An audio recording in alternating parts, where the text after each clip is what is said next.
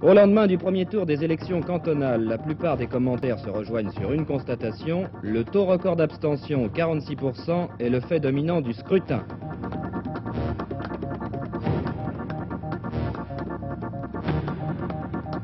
Pablo Neruda, mort au Chili 12 jours après le coup d'État militaire, ancien ambassadeur à Paris, prix Nobel de littérature, il était considéré comme le plus grand poète d'Amérique latine.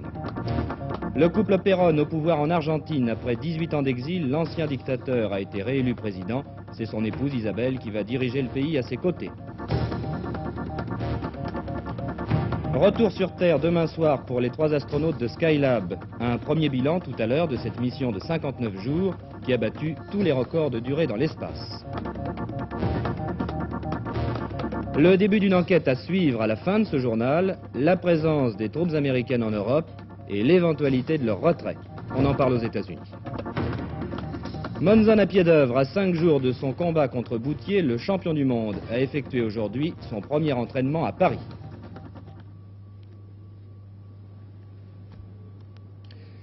Mesdames et messieurs, bonsoir. Ce sont surtout les absents qui font parler d'eux au lendemain du premier tour des élections cantonales. On a atteint en effet avec 46% un niveau record des abstentions. Autrement dit, près de la moitié des électeurs concernés par ce scrutin ne s'est pas déplacé pour aller voter. De la même façon, sur un total de 1931 cantons, 974 sièges, c'est-à-dire sensiblement la moitié, ont été attribués dès le premier tour. Pour le Centre d'information civique, les partis politiques et les pouvoirs publics partagent la responsabilité de cette désaffection des électeurs. Les partis, explique le Centre d'information civique, pour avoir voulu politiser la consultation ou pour avoir déclaré timidement que ces élections étaient strictement administratives. Les pouvoirs publics parce qu'ils n'ont pas suffisamment expliqué l'intérêt et l'importance de cette consultation. Ce qui est sûr en tout cas, c'est que le taux élevé d'abstention ne facilite pas l'analyse politique. À mettre l'accent aujourd'hui sur le taux record de l'abstentionnisme. 46%, c'est en effet le plus fort pourcentage d'abstention qu'on ait enregistré en France depuis 1945. Mais un tel record qui s'explique évidemment par des raisons de conjoncture, puisque la campagne électorale a été particulièrement tâtonne, beaucoup plus tâtonne en particulier qu'en 1967, n'est pas non plus pour surprendre, puisque les élections cantonales ont traditionnellement un taux d'abstention très élevé, surtout en ville. Et à cet égard, il faut souligner que la différence est très nette dans la participation entre les villes où le découpage cantonal n'a pas beaucoup de sens et les campagnes où le conseiller général, lui, a une réalité. En dehors de l'abstention, qui d'ailleurs est sans doute appelé à croître dans les années à venir, puisque la France est en train de s'urbaniser. Le second grand commentaire que l'on peut tirer de ces élections porte évidemment sur les voix et les sièges. À cet égard, c'est une impression de reclassement sur fond de stabilité qui prévaut. Pour la stabilité, c'est le nombre important de réélections, de personnalités que l'on peut souligner. Et pour le reclassement, c'est sans doute, comme pour les élections législatives de mars dernier, d'une part, une poussée à gauche, plus forte du point de vue du Parti socialiste que du Parti communiste, et une assez bonne résistance de la majorité, et surtout de l'UDR et des Républicains indépendants. Pour le reste, s'il y a un vainqueur dans ces élections cantonales, ce sont les divers, car ce sont bien eux qui figurent en plus grand nombre sur la statistique publiée aujourd'hui.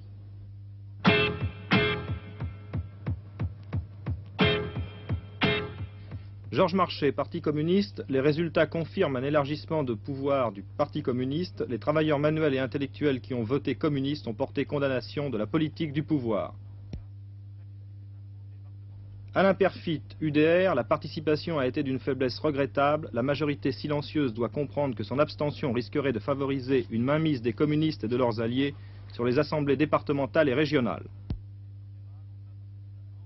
Claude Estier, Parti socialiste, les résultats indiquent que les électeurs de gauche ont compris la signification de cette consultation. L'ensemble des formations de gauche enregistrent de fort bons résultats. Le Parti socialiste est la première de toutes les forces politiques par le nombre des élus au Conseil généraux. Michel Dornano, républicain indépendant, la conclusion de ce scrutin est éclatante, c'est la désaffection des citoyens pour les cantonales. En dehors de certains grands centres urbains, les abstentions se sont ajoutées à la nature du scrutin pour limiter la portée politique réelle des résultats. Jean-Jacques Servan-Schreiber, Jean Le Canuet, réformateur, pas de commentaires pour l'instant.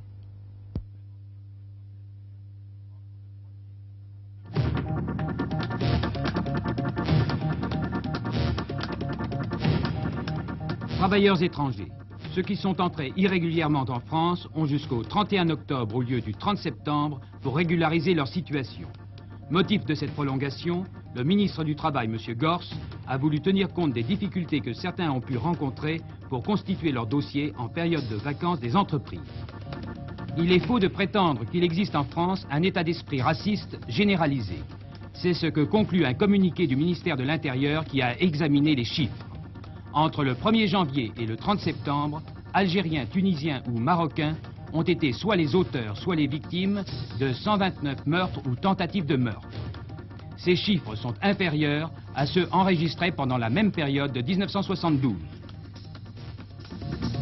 Spectaculaire remontée du franc ce matin sur les marchés d'échange, à Paris, mais aussi à Zurich et à Francfort. Deux explications à l'accès de faiblesse de notre monnaie à la fin de la semaine dernière.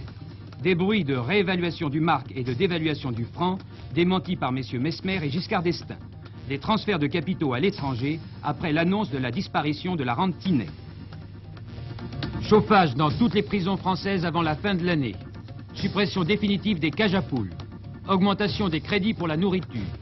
Ce sont les mesures annoncées aujourd'hui au ministère de la Justice pour humaniser les conditions de détention.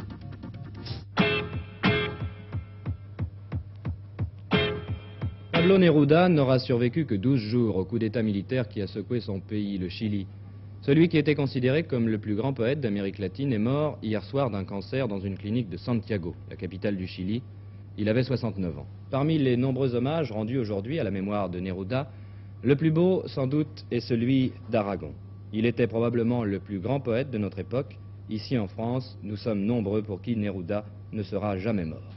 Sachez que sur cette première chaîne, demain soir à 22h05, vous pourrez voir un film souvenir du service de la recherche Neruda, l'indivisible.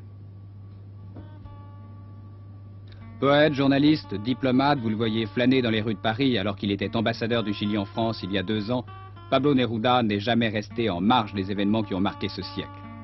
En Amérique latine, bien sûr, mais aussi en Espagne pendant la guerre civile ou tout récemment au Vietnam, on avait entendu sa voix exiger le respect de la dignité humaine.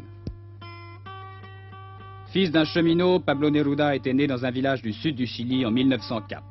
Il a publié son premier recueil de poèmes à 16 ans, en même temps que s'affirmait son engagement politique. Auteur de Résidence sur la Terre et des Pierres du Ciel, il a reçu le prix Nobel de littérature en 1971. Nous l'avions rencontré peu après.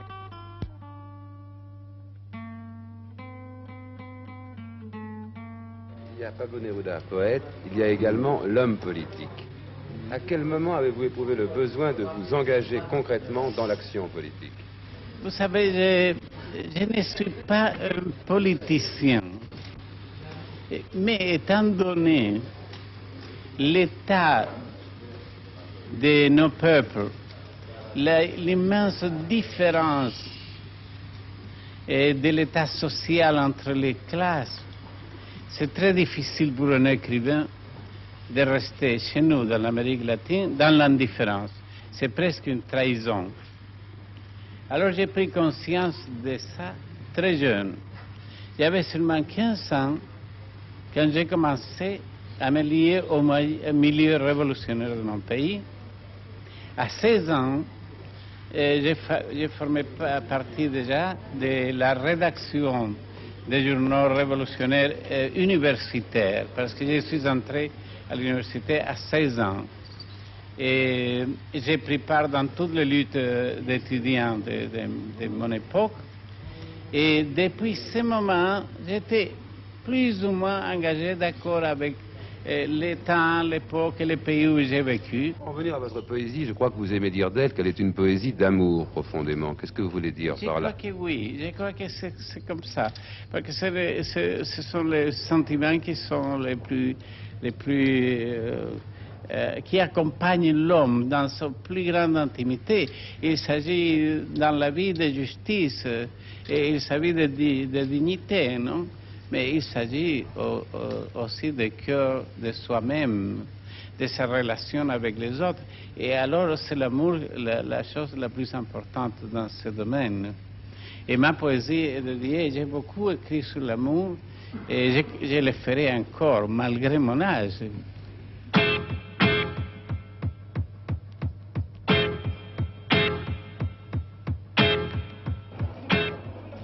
Santiago du Chili, 13 jours après le coup d'État, l'armée continue de traquer les partisans du président Allende. Partout, on peut voir des soldats fouiller les suspects ou vérifier l'identité des passants. Ces scènes font partie de la vie quotidienne, mais elles sont surtout fréquentes dans les poblaciones, les quartiers populaires où le président Allende comptait le plus de partisans. Là, les soldats se sentent en état d'insécurité permanente, d'où un déploiement extraordinaire de force chaque fois qu'ils procèdent à une opération de ratissage. Casqués, fusils au poing, souvent même le doigt sur la détente, les soldats quadrillent un secteur pendant que leurs camarades procèdent à l'arrestation des adversaires du régime ou fouillent les maisons à la recherche d'éventuels stocks d'armes. La campagne d'extermination du marxisme n'est pas terminée et pour permettre à l'armée de nettoyer plus rapidement les foyers de résistance, les autorités ont maintenu le couvre-feu et l'état de siège. Toute trace du régime d'Allende doit disparaître.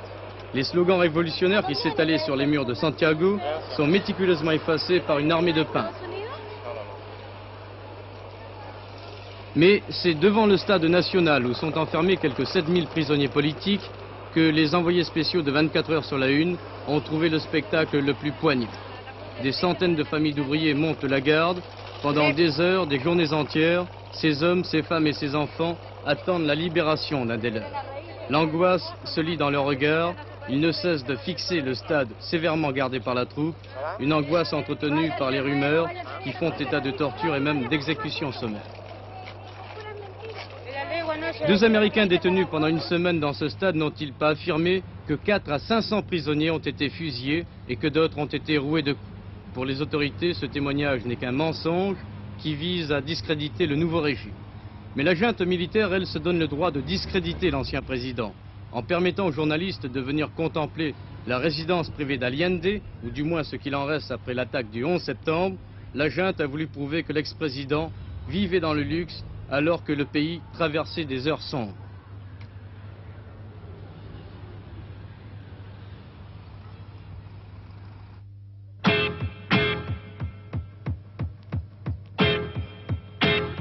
Il a 78 ans et il revient en triomphateur. Voilà donc Juan Perón pour la 3e fois à la tête de l'Argentine. Avec près de 62% des voix au premier tour des élections de dimanche, on ne sait si c'est l'homme ou le mythe qui a été élu. Car cette fois, au-delà du péronisme, au-delà de cette figure impressionnante, il est vrai, celle du général Perón, il y a surtout un parti, ou plutôt un ensemble de partis, groupés sous l'étiquette justicialiste. On a voté plus pour une idéologie que pour un homme. Il n'en demeure pas moins que l'homme est au pouvoir, bien qu'il n'ait pratiquement pas changé ses idées politiques après 18 ans d'exil. Les mêmes causes produisent-elles les mêmes effets? Attendons les prochains mois. Perón n'est pas seul. Avec lui, sa femme Isabella, qui veut incarner ou réincarner Evita Perón, la Madone des Descamisados, idolâtrée autrefois par le peuple argentin. Isabella, dont le tempérament ne satisfait pas la majorité des Argentins, a été du même coup élue vice-présidente de la République.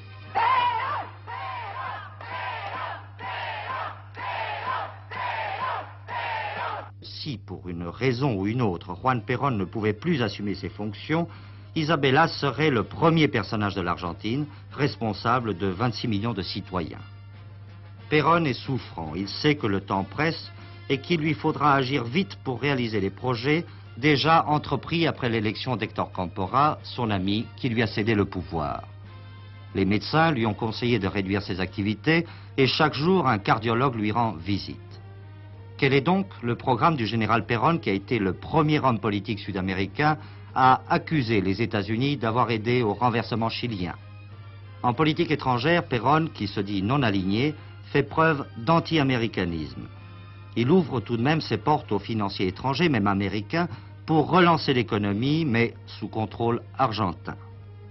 À l'intérieur, il doit surtout faire face aux difficultés propres à son parti, car au sein même du mouvement justicialiste, s'affrontent la droite et la gauche.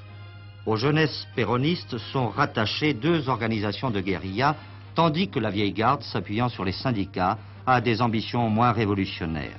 Hier encore, 2 industriels ont été enlevés par des commandos d'extrême gauche, l'un à Buenos Aires, l'autre en province.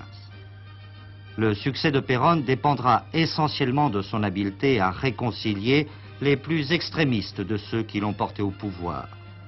reste à stabiliser les prix, à diminuer l'inflation, à augmenter la production d'acier, etc. Juan Perón aura-t-il le temps nécessaire? Là est toute la question.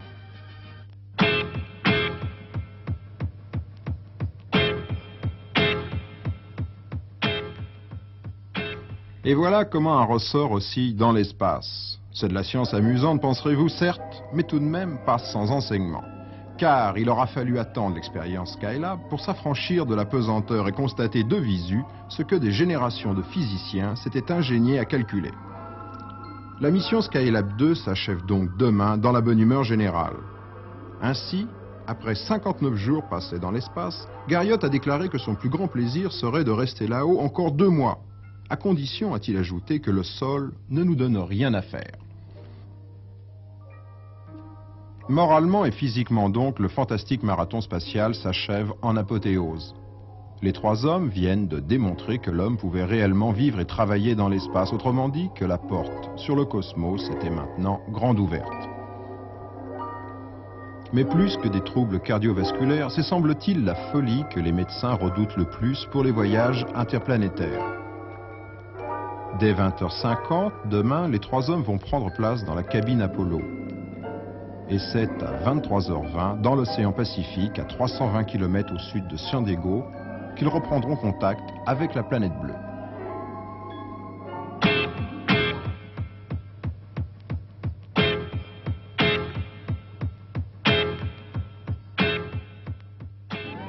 Alors qu'avec l'escale de Washington se termine le périple de Concorde en Amérique du Sud et du Nord, on parle beaucoup de l'acquisition en location-vente de 2 supersoniques chacune pour 2 compagnies, Viasa au Venezuela pour sa ligne Caracas-New York et Braniff aux États-Unis pour sa ligne Los Angeles-Lima. Mais pour le moment, aucune des 2 compagnies n'a confirmé ni démenti cette information. Malgré l'obligation de voler en subsonique au-dessus du territoire américain, Concorde a néanmoins battu le record de vitesse pour la liaison Dallas-Washington. Il a couvert les 1690 km en 1h58, 42 minutes de moins que les jets conventionnels. Les passagers américains qui ont pris ce vol, bien qu'ils aient volé en subsonique, se sont tous déclarés enthousiasmés. Quant à Anna Legg, l'hôtesse de Concorde, voici ce qu'elle en a dit à Michel Enfrol. Anna Legg, vous venez de faire votre 3e tronçon de ce vol en Concorde à travers l'Amérique du Sud et du Nord. Une différence essentielle, je crois, cette fois-ci. Dallas-Washington, c'était en subsonique. Subsonique, oui, oui. Autrement dit, en dessous de la vitesse du son. En dessous de la vitesse du son est vraiment une grande différence puisque nous avons compté des cumulus, et vraiment on a ressenti la différence. Ça m'a rappelé mes anciens vols sur les avions de ligne normaux. Et je dois dire que c'est vraiment plus fatigant. Il n'y a pas la douceur du vol supersonique. Néanmoins, vous avez quand même volé assez vite puisque vous êtes arrivé 3 quarts d'heure plus tôt que prévu, plus vite que les compagnies régulières. Oui, j'ai entendu dire qu'on décélérerait plus rapidement que les autres avions. Vous-même, maintenant, est-ce que vous ressentez quelque chose de différent dans votre service en traversant l'allée, en montant et descendant l'avion, quand vous êtes en subsonique ou en supersonique? Vous faites la différence? Je préfère le supersonique. Je n'avais pas eu l'occasion de m'en rendre compte puisque je n'avais jamais volé en subsonique avec Concorde. Et vraiment, je préfère supersonique. C'est beaucoup moins fatigant. C'est très doux et beaucoup moins fatigant.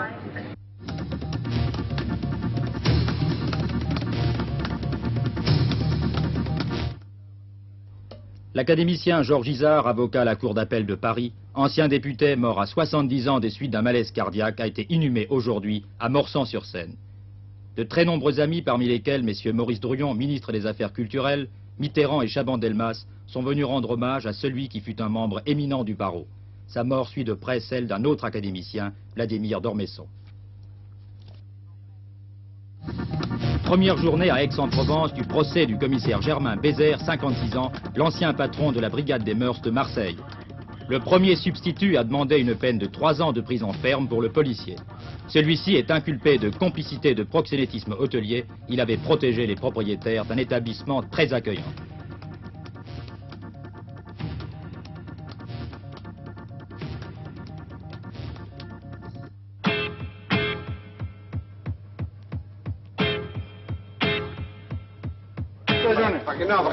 Carlos Monzon s'est rendu à 17h cet après-midi à la salle des sports de Neuilly pour une séance d'entraînement.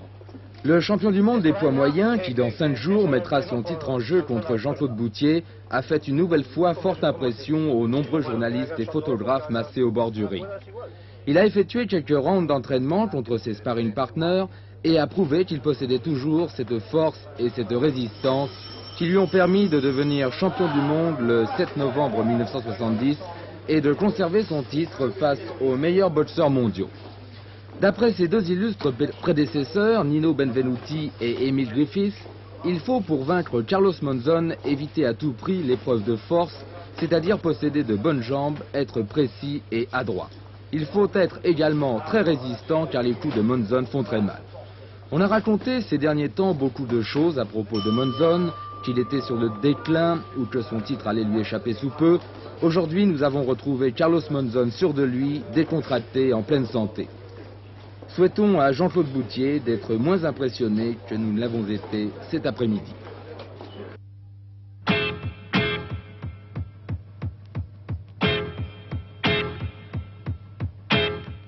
Voilà une affaire qui intéresse tous les pays d'Europe autant que les États-Unis et qui viendra au premier plan de l'actualité avec la tournée européenne du président Nixon à la fin de l'année. Je dois d'ailleurs tout de suite vous signaler que l'étude approfondie d'un grand dossier national ou international constitue désormais une des nouvelles rubriques de 24 heures sur la Une. Et donc ce soir, nous commençons par le problème de la présence des troupes américaines en Europe et de leur éventuel retrait. À une époque où toutes les grandes puissances parlent de détente et font officiellement campagne en faveur de la paix, la question du désengagement militaire américain est une pièce importante à verser au dossier. Seulement voilà, la difficulté, c'est de se mettre d'accord sur les moyens d'établir une coexistence pacifique. Aujourd'hui encore, à titre d'exemple, M. Brejnev, le numéro 1 soviétique, affirmait que le gouvernement de Pékin n'avait même pas répondu à une proposition de Moscou en vue d'un traité de non-agression. Refermons la parenthèse, quant au problème des troupes américaines stationnées en Europe, c'est l'objet de notre dossier, là aussi, on n'est pas loin du dialogue de sourds. Aux États-Unis d'abord, où le Congrès réclame depuis environ 6 mois un désengagement militaire très important, tandis que le gouvernement Nixon se fait tirer l'oreille. M. Kissinger veut bien faire un geste qui aiderait d'ailleurs à résorber le déficit de la balance des paiements américaine, mais en tout état de cause, il n'est pas question pour lui d'accorder le retrait quasi total que souhaitent les parlementaires. En Europe également, on est divisé. Les Allemands sont en tête des pays hostiles au retrait, la France ayant, elle, une position plus nuancée. Voilà posé le débat dans ses grandes lignes. Voyons maintenant les choses de plus près.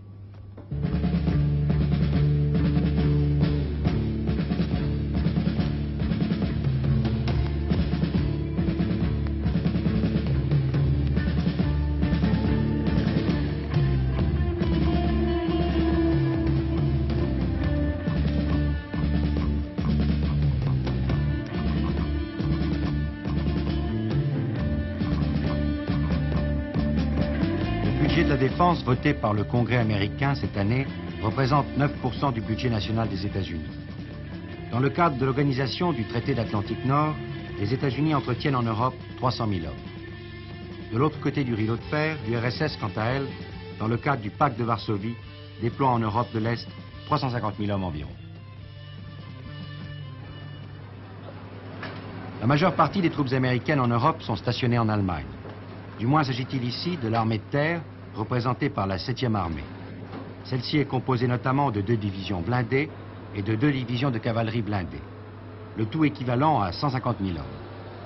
À cela, il faut y ajouter les 1700 hommes que compose la brigade de Berlin, l'élite de l'armée américaine selon les experts.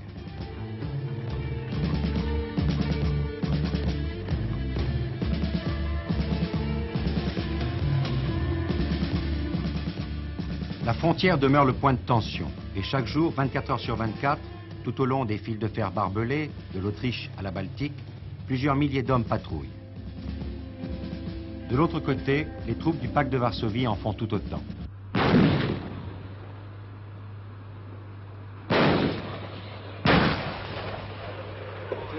À environ 40 km au nord de Nuremberg, à Grafenwehr, sur une superficie de 665 km², s'étale le champ de manœuvre de la 7e armée.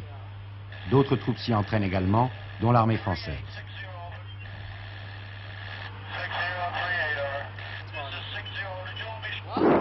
Dans ce très beau paysage de montagne, chaque jour 10 000 hommes s'exercent, et ce, pendant une période de 3 semaines.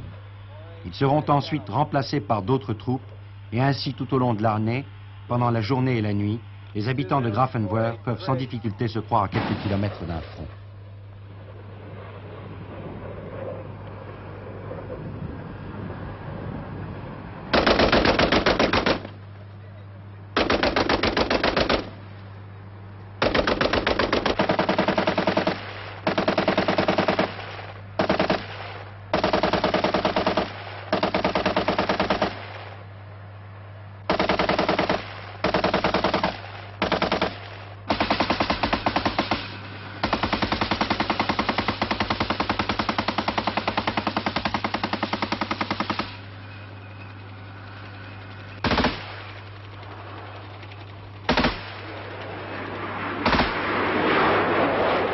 L'USAF, c'est-à-dire l'aviation américaine en Europe, représente 50 000 hommes.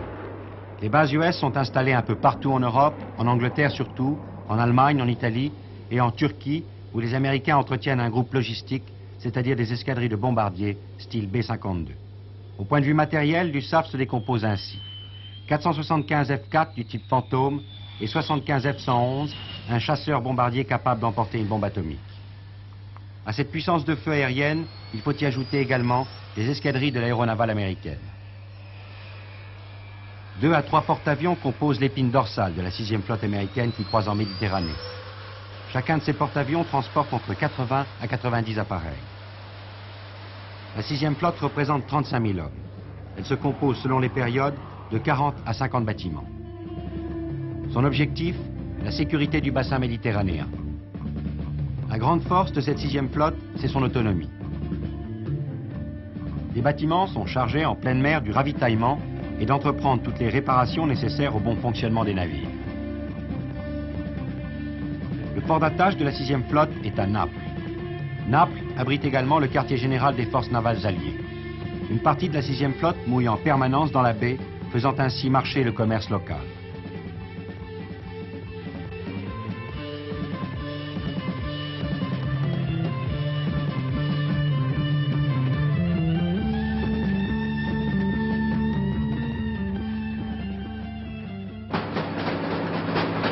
Mais avec les différentes dévaluations du dollar, les Américains ne sont plus aussi bien en Europe qu'avant.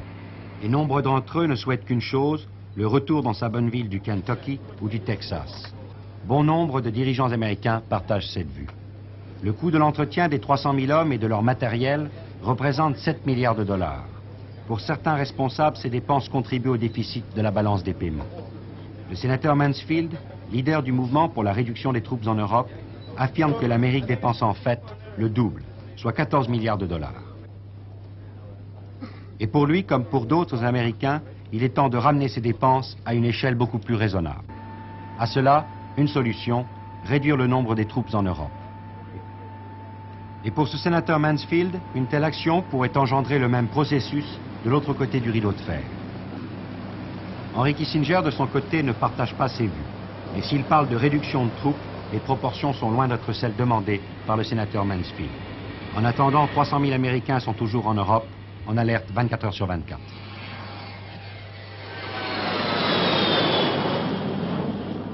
Le deuxième volet de cette enquête vous sera présenté tout naturellement demain soir dans notre édition de 19h45. Au sommaire, les effectifs de l'aviation tactique et stratégique des États-Unis en Europe et la vie d'une base américaine en Grande-Bretagne. Mais nous n'en sommes pas là. Prochain rendez-vous d'information sur cette première chaîne à 23h20 avec 24 heures dernières. D'ici là, passez tous une excellente soirée. Merci de votre attention.